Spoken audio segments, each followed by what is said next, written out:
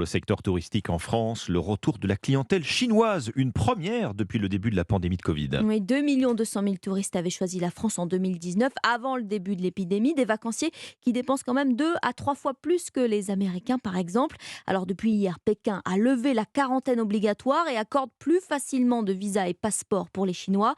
Une délivrance pour la population rencontrée par le correspondant d'Europe 1, Sébastien Lebelzik.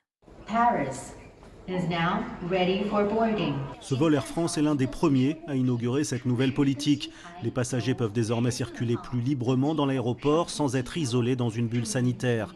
Un soulagement pour de nombreux Chinois qui, pour la première fois depuis 3 ans, peuvent enfin revoir leur famille, comme cette étudiante tout juste arrivée. Je retournais souvent en Chine avant le coronavirus et là c'était fermé depuis si longtemps, j'ai pas pu rentrer en Chine depuis si longtemps. Beaucoup de choses me manquaient comme la nourriture chinoise, mes amis, des choses comme ça et c'est pour ça que je suis si contente que ça ouvre à nouveau.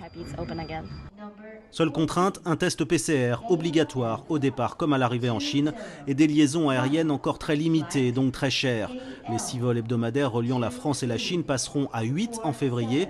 On est encore loin de la centaine de vols opérés par semaine avant la pandémie. Ready for boarding. Sébastien Lebelzik à Pékin pour Europe 1.